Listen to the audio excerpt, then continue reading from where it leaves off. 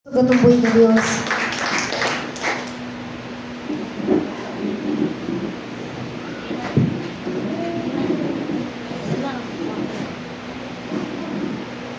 Yung atong i-inkling, atong mga concern sa kinabuhi o atong i-focus, atong una-una sa pulong sa Ginoo.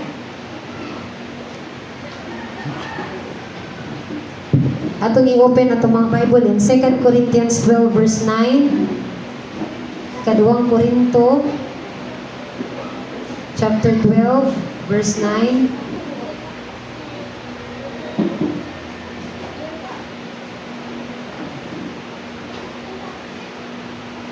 Wa man tay projector karon kay mag kuan man nagkabiriya. Salamat sa worship team, mga kuan na to, worship team, cute nga mga musician. Glory to God. Amen. 2 Corinthians 2 chapter 12 verse 9. 2 Corinthians 12 verse 9. Yun diri, apan ang iyang tubag mao kini, igo kanimo ang akong grasya, kay sa imong kaluya makita sa hingpit ang akong gahom. Busa gikalipay ko pag-ayo ang pagpasigarbo sa akong mga kahuyang aron maangkon ko ang gahom ni Kristo. Akong balikod, apan ang iyang tubag mao kini, igo kanimo ang akong grasya, kay sa imong kaluya makita sa hingpit ang akong gahom. Busa gikalipay ko pag-ayo ang pagpasigarbo sa akong mga kahuyang aron maangkon ko ang gahom ni Kristo. Dalay ko ng pulong sa Dios. Akong gititulan, God's grace is enough. Ang grasya sa Dios igo. Amen. Magisgot ta karon about sa grasya sa Dios. Deeper nga paglantaw, lawom nga paglantaw sa grasya sa Dios. Sa atong kinabuhi may igsuon daghan gid mga panahon nga makaingon ta nga kanabang nay mga kaluyahon sa atong kinabuhi nga may nga unta, Lord, kuhaon nimo ni nako. Maingon ta nga, Lord, wala unta ni sa ako, Ginoo. Kini nga sakit, kini nga kinaiya, kini nga batasan, kini nga kaluyahon, kini nga sitwasyon sa kinabuhi, Lord God. Kini nga estado sa kinabuhi, wala unta ni nako, Ginoo. Nga dato unta ko, dili unta ko masakiton, dili unta na ko masukanon, dili unta ko huyang, dili unta na ko ingon ani, Ginoo. Pero sama ni Paul may suon kini nga verse 3 times niya gipray ni Lord nga unta kwaon sa Dios ang tunok sa iyang unod. Weakness ni Paul. Ingon siya nga, Lord, dasig na kay ko. Imo na kong gisangkap sa imong balang espiritu, pero naapa ko'y kaluyahon gihapon sa kinabuhi. Nagpray siya katulong ang takwaon ng daw ni sa Ginoo. Diya niya. So verse 9, isod nga itong ibasa sa kay verse, tubag nini, Jesus sa iyaha. Ingon siya, apan ang iyang tubag mao kini, igo kanimo ang akong grasya, kay sa imong kaluya makita sa hingpit ang akong gahom. Amen. Nay mga tunok sa atong unod, nay mga kaluyahon sa atong kinabuhi nga giatubang nato karon, nga gusto nato unta na ginaampo nato nga, Lord, kuhaan ni nako. Pero ang tubag sa Dios kanato maigsuon is dili para kuhaon na sa atoa, kung dili sultihan ta nga ang iyang grasya nga naa kanato igo alang sa matagusan nato kakaluyahon sa kinabuhi. Amen. Lord, kuhaan ni nga sakit kanong naaman ni nako. Usahay dili nagakwaon sa Ginoo. Kaya ang tubag niya, ang akong gahom igo diha kanimo. Winta nga, Lord, kuhaan ni nga kinaiya, kuhaan ni nga kalisod, kini nga utang, kini nga kaluyahon sa kong kinabuhi, kuhaan ni Ginoo. Dili ko gusto dani, Lord God. Pero ang tubag ni Lord kanato is igo ang akong grasya diha kanimo. Sa atong kinabuhi, daghan kay tag mga thorn in the flesh, mga sakit, problema, o mga butang nga dili nato gusto, pero gitugutan sa Dios nga moabot sa atong kinabuhi. Amen. Kinsa walay kaluyahon diha sa kinabuhi. Kinsay dili diha Dili diya agkapakyas. Kinsay dili kasakit diya. Kinsay dili kasuko. Kinsay dili ag lisod sa kinabuhi. Kinsay dili katingtal. Kinsay dili agkadaog. Kitang tanan, amen. Kitang tanan adunay mga tagsa-tagsa kakaluyahon sa kinabuhi. Even Apostle Paul sa iyang ministry nakaabot ang mensahe diri sa Asya tungod sa iyang grabe nga pag-ministry. Pero taliwala niya ng tanan, nagid gyapon siya kaluyahon, inay mong tapad, nagid tay kaluyahon. Si ate, si kuya. Nagid tay kaluyahon, amen. Si Paul, nakita na ko pagpamalantong nakuha niya verse. Makaingon ko nga doon naging mga butang sa kang kinabuhi nga gusto nato nga wala nato pero gitugutan sa Dios nga naa nato. Ginapray nato nga Lord, wala unta na ko ni dali gigug katingtal sa inom. Dali ra gigug katingtal sa babae, sa utang, sa material, dali ra kong kasuko, dali ra kong pakamarites, dali ra gigug ka sakit, dali ra gigug katingtal sa coke, dali ra kong katingtal sa tambok. Dali ra gid ko katingtal sa pagpandimbong. Dali ra gid kay kung ka bikil. Daghan pang mga kaluyahon tunok sa tungod. His grace is enough. Sama ni Apostle Paul, giampo niya nga kuhaon. Pero sa iyang tubag sa Ginoo dili removal, dili pagtangtang, kundi grasya nga igo og sobra-sobra alang kanato maigsoon. Ang iyang tubag mao gyud ang pinakasimple pero pinakagamanan nga tubag sa iyang pulong maigsoon. Ang akong grasya igo alang kanimo. Kani mo ko galingon, whatever weaknesses nga naa nako, whatever imperfection nga naa nako, ang grasya sa Dios enough. Igo sobra-sobra alang kanako. Kini nga pulong maigsoon nagpakita ng grasya sa Ginoo mao ang pinakagamhan ng tubag sa tanang kahuyang sa atong kinabuhi. Sa kinabuhi Kristohanon, sa tanang kahuyang, walay laing tubag ang grasya gyud sa Ginoo. Namingon na huyang gina siya na nga butang. Namayon nga kinanglan gina siya i-isolate dana. Kinanglan ginani mo siya ngay palayo dana. Yes, ang tentasyon daganan magid nato, di man kinato dapat atubangon. Diba, ang gitudlo sa atoa sa mga tentasyon kinanglan daganan gid siya. Di kita pwede nga magpaka may laki. But igsuon, usa sa butang nga gusto sa Dios nga atong mas masabtan nga sa matag kahuyang sa atong kinabuhi. Igo ang grasya sa Dios nga kanako. Igo ang iyang grasya. Ang tubag kanunay sa Dios kanato, igo ang akong grasya niya kanimo. Kung atong pagpasabton or atong sabton pag maayo igsoon, kung unsa gid ay ang grasya sa Dios sa atong kinabuhi. The grace of God is sufficient in you. Ngandara, ang akong tubag niya sa verse 9, igo kanimo ang akong grasya. My grace is sufficient for you. Kasi ibang pasabot sa Dios nini. Ang grasya sa Dios, dili kulang para nato. Dili lang ni siya pagpasaylo sa atong mga sala. Kaya ang grasya, abi man nato, katulang ang gibuhat ni Jesus sa cross, nga ginatag niya si Jesus Christ, aron makapasaylo sa tanan natong mga sala. But, labaw sa tanan may suon, ang iyang grasya wala lang nag-end sa mga panahon nga namatay siya sa cross, but His grace igsuon is naa sa atong kinabuhi karon, kanunay nagsapwang sa atong mga kaluyahon. Ingon pa dito ni Pastora Pungkol, Josephine Pungkol, iyang i-explain ang grasya, i-illustrate niya nga kung sa building pa daw, sa ubos na building na ay net nga di ta maugsok dito padulong sa ubos o mamatay. Every time mo ang paktas kabubuton sa Ginoo dito sa building, kanunay na yung magsapwang nato, mauto ang grasya sa Dios. Samtang naata dito sa building, gisave na ta, pinaagi sa kamatayan ni Jesus sa cross, we are destined nga, niluwas na, tagalangit na. Pagtungod kinamang tani kalibutan nga puno sa pagpakasala, may panahon nga agapak kita sa building. Ang kasukuta, ang kapakyesa, ang pagkapanimbong ta, ang pakasala ta. But, tungod sa grasya sa Dios, kung makaampak manggaling ta sa kabubuton sa Dios, dili ta maunsa igsuon tungod kay naaman ang grasya sa Dios kanunay nagsakbuang kanto. Amen. So, His grace is enough. Ingon siya, ang Diyos kinagingunan ni dili bakako ng Diyos nga saan. My grace is enough.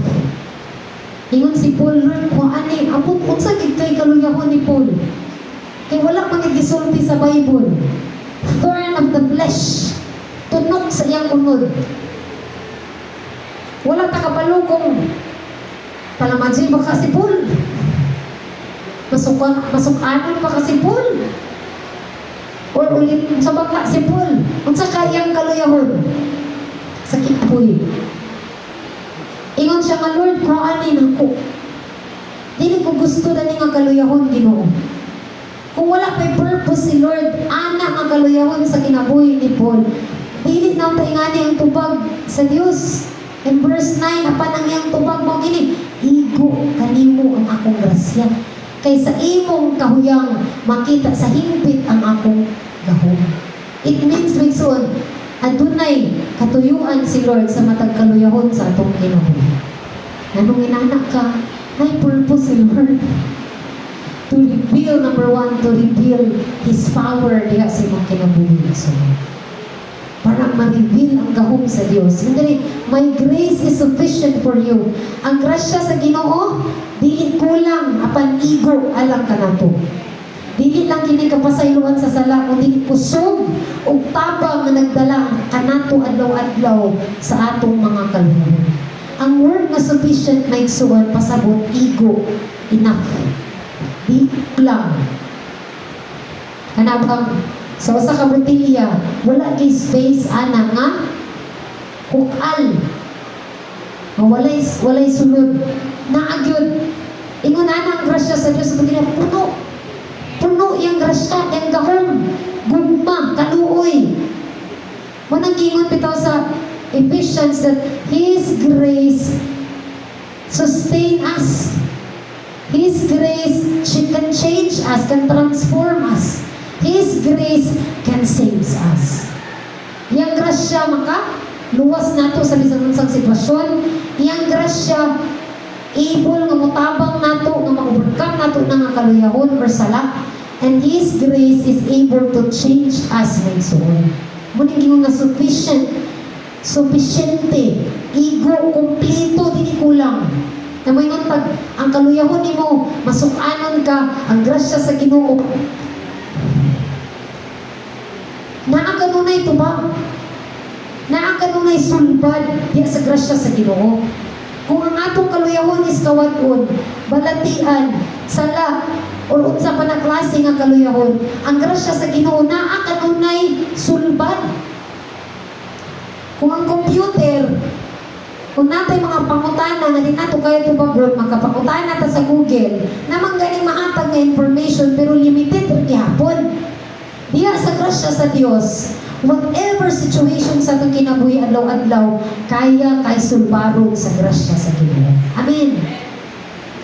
Kaya kay sulbaron sa grasya sa Ginoo. Akong anak, tuan ito karon nagabinan o pa nakauli. And if you pray for God's protection, His grace is enough to protect. Sa mga ka makaingon nga, dili to enough ang grasya sa Ginoo. Kailangan din ko naging ko'y buhaton. Dili to enough ang gibuhat sa Ginoo. Kailangan naging ko'y action ngayon mo. His grace is enough. Amen. Ang grasya sa Ginoo, dili lang kapasayloan sa sala.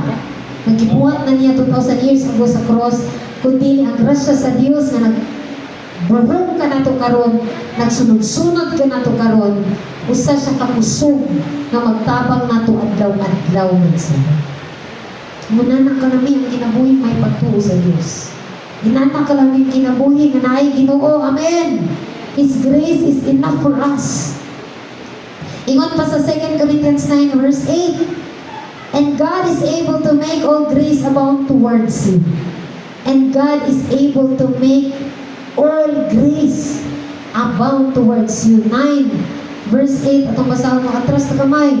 2 Corinthians 9 verse 8, may suon atong tanawon.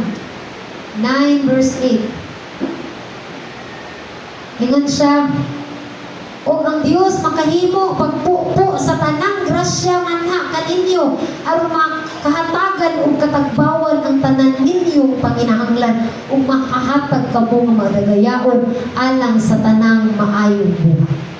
Amen. Mundriha, o ang Dios makahimo, He is able sa pagbupo sa iyang grasya ngana kaniyo aron kahatagan og katagbawan ang tanan. Ingon ang tanan ninyong panginahanglan. Whatever weaknesses nga naa nato, His grace is able to provide. Amen. Sufficient na igsuon. Kung naa man kay problema, kabalaka, kaluyahon sa kinabuhi, sakit man na.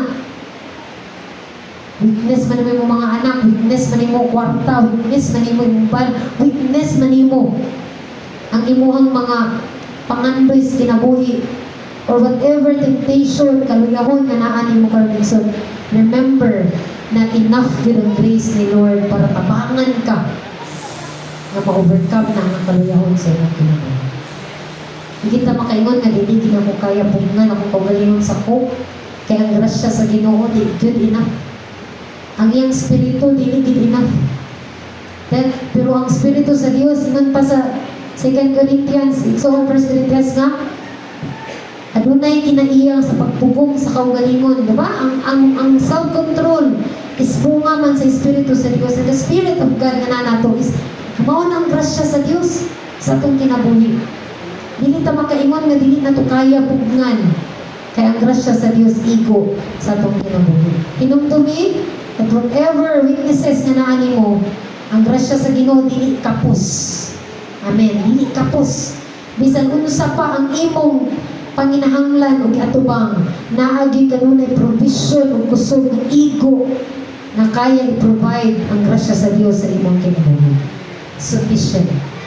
My grace is sufficient. Mingon ka nga, Lord, karon na ako dani. Sama ni Paul ang tubag sa Ginoo. Igo ang grasya kanina. Kaysa imong kahuyang, diyak makita ang akong gahom. Na-purpose si Lord nga nung naana sa atong ang kaluyahon para i-display ang gahom ni Lord sa atong kinabuhi. Amen. Ganong naakakaroon because of His grace. Ganong makaingan ka nga, Lord, sa kapila naman ko nagpakyas ni mo Ginoo. Kapila naman ko nagpakadautan niya ni mo, Lord, pero ganong naamang ko because His grace is enough for us. Sa una, wala pa'y grasya. Katubit ang ngayon namating sa nagsangyaw sa pulong katos balay nga katong nag-ingkos bintana nga natulog. Kaya pa man nagigrasya. Nahulog na bali ang liog, patay. Kita karon bisan magbuka-buka ta because the grace of God is enough for us. Naagya punta. Gikaluyan gyapon ta sa Dios. Gibuhi gyapon ta, gitagaan gyapon ta chance. Pero pag-ingon pa ng Lord, dautan kay ko Ginoo. For how many times nakita nato ang kaayo sa Dios. Dili pa na nato makita ang gahom sa Ginoo kung dili niya ipakita, ipatipabaw yung grasya sa Panginoon. Kung isa nato kasayop karon, patay na diretso, makaingit na nga, wala gyud ang Ginoo, limitado ra gyud siya sa igugma.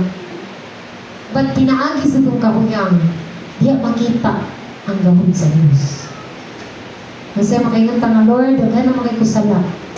Pero anong buhi pa mangyapon ko?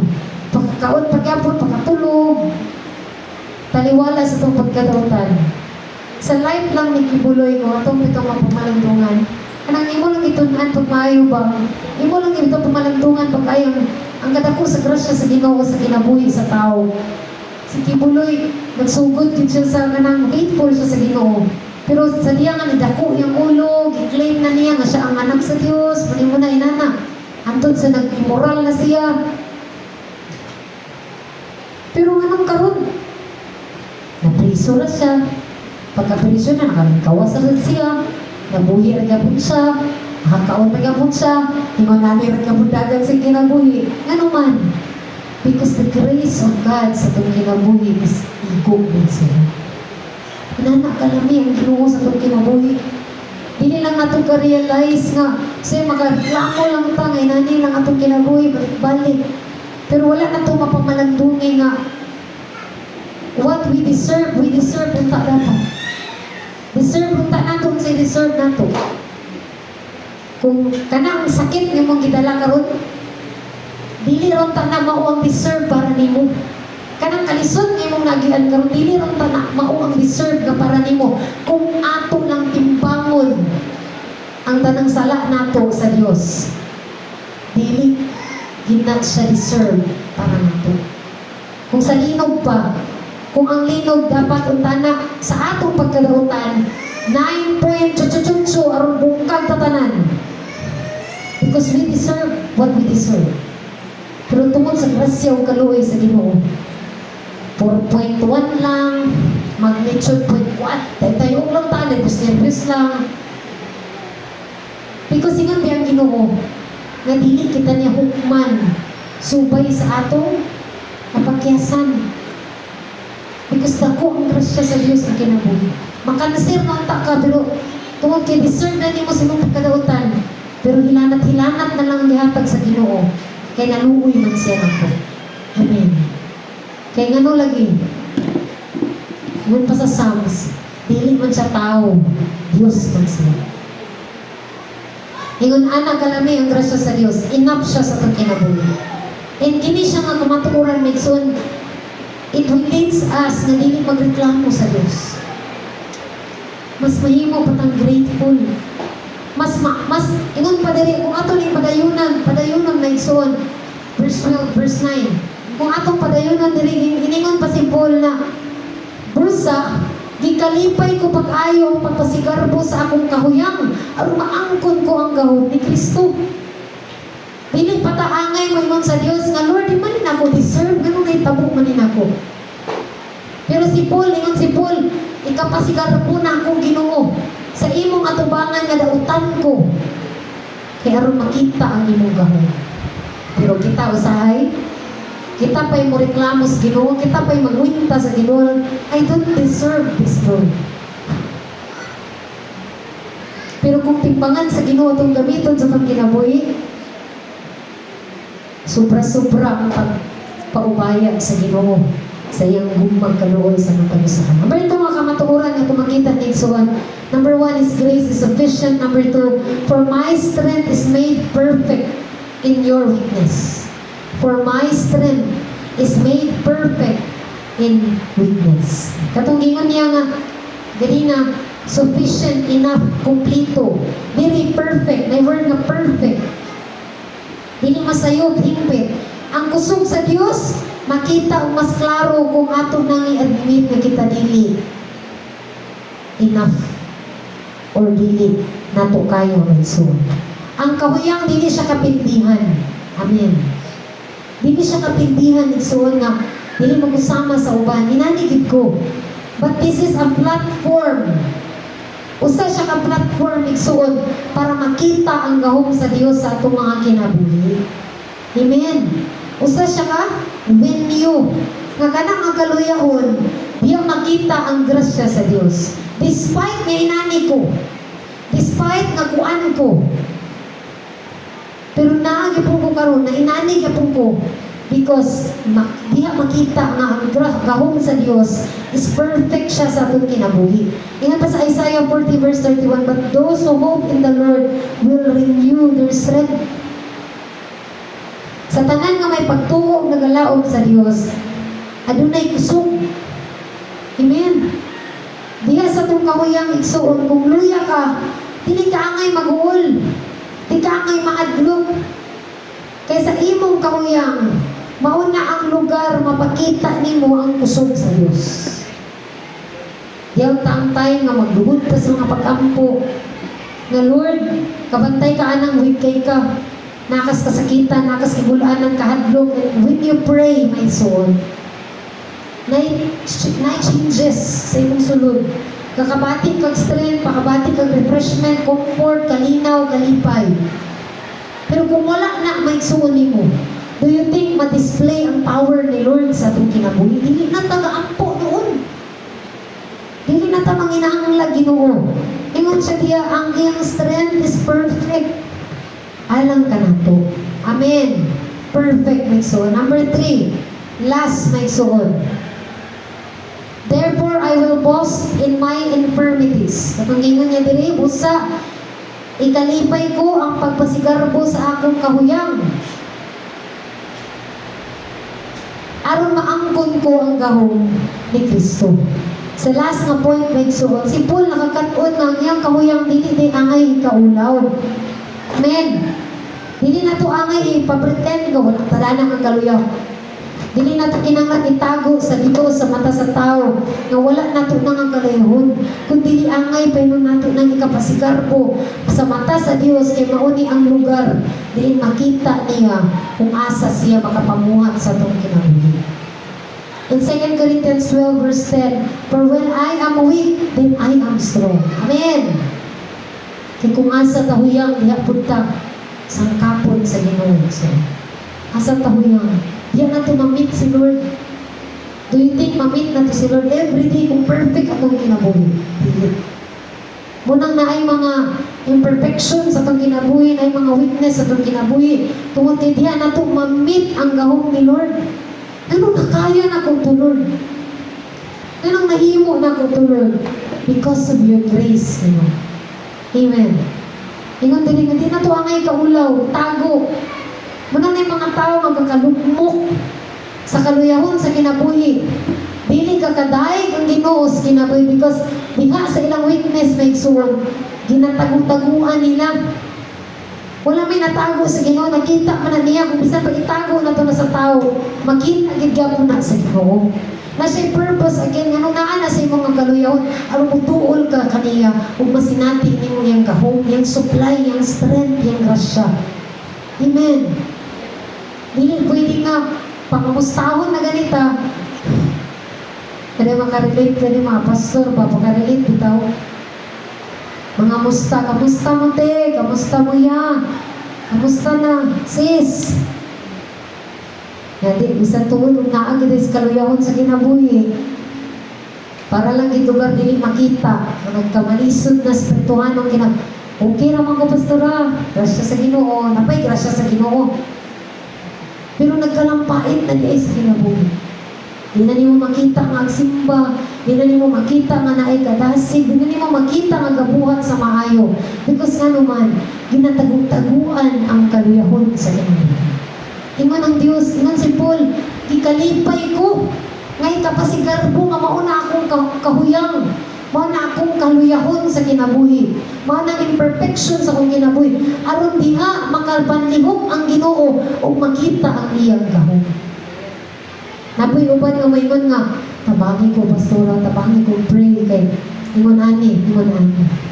Then diya sa itong prayer isuon, diya sa itong humility may isuon, diya sa itong pag-admitar may isuon, ang pagkapamuhat ang Diyos. Ganong kakastak kasi mong situation because garbusa ka nga dili ipakita sa Diyos na naakada na ang kaluyahon. Dili ka ka-serve ang purpose ni Lord, ganong naan na nimo nga tunong. Dili niyo mo gagamit ang gahom ni Lord because imo nang ginadinay nga kaluyahon sa imong kinabuhi. Kinsa ba hingpit aning kalibutan ha? Even Paul, David, Moses nakapatay, David nag-immoral. Walay bisan kinsa magigamit sa Ginoo nga wala napakyas sa kinabuhi. Ikaw ug ako, from time to time mapakyas sa igsoon. Magbati tag kaluyahon sa kinabuhi. Pero kung dili na ito na i-admitar before the Lord and before men, sa tubangan sa Diyos, sa tubangan sa mga tao nga naa sa Ginoo, dili gid na ma-meet, dili gid ka panglihok ang Ginoo niya na. Kana bitong magpaayo ta sa motor. Kung di ta gusto magastuhan, kasi pa kasi natin ano ni mga motor. Ako kay sabi ko na, mura maning budget na ko. Pagtanaw niyo mga ay lang sana ipaapil pagpa-repair. Dili gid na ma-repair. Katurag yung sa rin daot, mura sa dito ang ma-repair. Pero kung imong pangusgan, gastuhan nga ma-repair na, matulid na may soul. Same sa itong kinabuhi.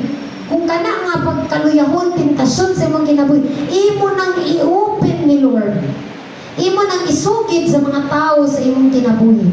Kung ito na i-confession, pagsugiray ka mo. Diba? Ana sa New Testament, sa mga katauhan sa Diyos, pagsugiray ka mo. Nga, naana na ko, sister, ampo ko kay, hindi natin kong kasuko karon. Sister, ampo ko kay, inahani ang kahimtang sa kong pamilya karon. Sister, ampo ko kay, naagi ko dani nga, sakit karon. Kusay magpaaron-aron ta, nga watay gibati, nga wata masuko, nga wata, wala tay mali sa kinabuhi. Ang Ginoo kay free will man siya. Dili man siya mamugos nato. Kung dili nato na ibungkad niya, dili sa gid na siya mabuhat. My soul. But He is mindful sa itong kinabuhi. Taman lang ginang Ginoo pag panlihok nga. Mapursigigig ka. Nga i-open sa iyang imong kahimtang. Kaya wala na makatabang na itong Diyos. Siya man nagpugna nato. Siya ang tagiya sa itong kinabuhi. Wala'y makatroubleshoot nato ang creator sa itong kinabuhi. Kung dili na nimo isulti niya, kisa may mag-ayo na. Nga ang mekaniko sa itong kinabuhi ang Diyos naman mga igsoon. Amen. Ingan si Paul, "Hi Lord, tungod di ay kay igo sa ako ang imong grasya. Hindi na ako ni angay ikaulaw diha nimo. Hindi din ako ni angay itago nimo. Kay pinaagi sa akong pagbukad nimo, nga muni akong kaluyahon, makapanlihok ka sa akong kinabuhi. Mabangko ka, matulid ka, mamaayo ka, makalingkawas ka. Because bisag unsaon natong tago-tago, tingkit na katago sa Ginoo mga igsoon. Bisan pag ato ra ng tuliron dito sa inom-inom, lingaw-lingaw, ganang atong gibati. Because our Maker, mao ra gyud makatroubleshoot sa itong kinabuhi, siya ra gyud makatulid nato. Siya ra gyud ang master sa itong kinabuhi. Amen. Di nato ikaulaw atong kahuyang. Di nato ikaulaw ang sitwasyon sa itong kinabuhi. Kung napong galing mga musta, ako kablis ko din ng mga tao nga ampun kaayo nga, pastora, iampo ko, mani akong kaluyahon, mani akong sitwasyon sa kinabuhi karon inana. Say maulaw man ta, no? Basige maritis sa dili man pud sa tanang tao natong isulti. Ingon man ang Bible nga sa mga kaigsuonan man lang naton na isugid. Sa mga tao nga na ay Ginoo sa ilang kinabuhi. Dili sa mga tao nga walay Ginoo sa ilang kinabuhi. Amen. Dili nato ikaulaw. Ayaw ikaulaw imong kahuyang. Imbis nga magpaka-strong ka sa imong kaugalingon, ipakita ang imong busog naa sa Ginoo. Amen. Nasa Ginoo. Ang imong testimony mahimong galamiton sa uban aron makita nila nga si Kristo mao ang tinuod nga kusog sa atong kinabuhi. So, dili na nimo dili na masog ni Lord sa imong kinabuhi, dili gid madayeg ang Ginoo. Nagigamit betas Ginoo, gitawag, gipili kay aron madayeg ang Dios sa atong kinabuhi. Kung dili nato na i-allow sa atong kaugalingon, how come nga makita o masangyaw o madayag o mantala sa laing tao ang gahom sa Dios kung sa ato palanggaan dili nagakakita. So, amen. Ang mga pagtulunan nga tumaangkon ani nga kamatuoran na igsoon is number 1, na-purpose si Lord sa atong mga witness sa kinabuhi. Na-purpose. Do not be dismayed. Ayaw ka diskorahi. Do not be discouraged. Naa ka na ng kaluyahon. And remind yourself na na-purpose si Lord na nung naanan mo. Na-ikatuyuan si Lord. Ikadua, grace. His grace meets you exactly where you are, my soul. Ang grasya sa Diyos, mutagbo kanunay exactly what situation natong gatubang sa itong kinabuhi. So, kung sa kuan pa, master na si Lord na natanan, kapalo si Lord na natanan, Walay bisan sa pagluto. Kabalo si Lord nga inanit, matudluan ta ni Lord sa tanang aspito sa itong kinabuhi. His grace is enough to meet you exactly where you are. So, unsa man imong kaluyahon karon, unsa man imong sakit karon, imong kabalaka karon, imong problema karon, His grace is enough to meet exactly where you are. So, limits are beginnings. Ang atong mga limitasyon, sinugdanan rani. Mao ni ang starting point sa pagpakita sa gahom sa Dios. Amen. Kanang atong kaluyahon, diya magsugod na makita ang gahom sa Dios. Weakness brings strength. Amen. Unsa may opposite sa weakness? Kusog. Dili ma-determine ang kusog kung walay kaluyahon. Amen. Dili na ma-provide ni Lord kung dili nato ipakita nga weak ta nga Dios. Di nato experience ang kusog ni Lord kung di nato admitaron nga natay kaluyahon. Kung pinakaluya ka, maupon niyang tayo nga siya ang mo take full charge sa imong kinabuhi. So, si Lord mo take over ka na bitong grabe nakabukat atong gidala. Muhilak ta nga mo breakdown na ta maigsuon, mukurog na itong lawas na mura na tag maunsa. But try to remember sa tanan nga mga bukat na sitwasyon sa imong kinabuhi igsuon, kinsa to ang nagsapuang nimo. Na makain ka na buang na utak, naturiring na utak ko dito na tayo, naugtas na utak ko dito na tayo, namatay na utak ko dito na tayo, nasakit na utak ko dito na tayo, napurtoy na utak ko dito na tayo, natumba na utak ko dito na tayo. But remember, my soul, nanong nakakakaroon, kinsa man to ang nagsapuang nimo. Ang grasya sa Diyos. Because His grace is enough sa matag usa ka natin. Surrender to God whatever situation sa imong kinabuhi karon. Dili ni pagkatalawan, dili ni giving up. Kung naman tayo surrender ni Lord sa itong kinabuhi karon, this is not giving up, kundi paghatag o kahigayunan sa Diyos na siya makapanlihok sa atong kinabuhi. Siya makapanlihok sa atong kinabuhi. Yung makaingon ito mga Lord, katong time Ginoo nga nasakit ko Lord, abi ginako maulawan ako dito, abi ginako Ginoo nabuang ako dito, abi ginako Lord ug kaunsan ako dito. Pero nabatay nakita nga Kristohanon nga nabuang, nabatay nakita nga Kristohanon nga wa makakaon, nabatay nakita nga Kristohanon pa si David sa iyang pulong. Matigulang na lang ko, pero wala gid ko sukat nakakita nga nay Kristohanon nga wala makakaon o ipagutman sa Dios. Because His grace is enough for us. Magutman lang siguro ta kung atong tagutaguan sa Dios nga naatay panginahanglan niya. But if we humble down ourselves before the Lord, ito siya sa Isaiah, di ba? Ito sa atong natunan last. Yun siya simple, if my people will humble themselves. Kung magpaubos lang daw ta, dili man to pang nation lang, dili naman to pang historical lang nga pulong, nga kondisyon sa Dios, nga gi-offer sa Dios. Karon to, sa imo o sa ako to igsuon. Ningon siya, sa imong sitwasyon karon, kung magpaubos lang ka, nako. Yun siya, if my people will humble themselves. Ingon siya, ako silang tabangan, ako silang luwason. Offer na ni Lord sa matag usa ka nato. Say gagamiton lang nato mga verse sa atong nasod, sa kinatibukan, kantahon lang na nato, or historical lang na nga verse. But kana nga verse like so is a timeless truth, a timeless offer ni Lord. Hindi mo nako. Kung nasakit magkakaroon, humble down yourself before the Lord. Kaya ningon siya, pasaylungon ko sila, tabangan ko sila, bangunon ko sila, if they humble themselves.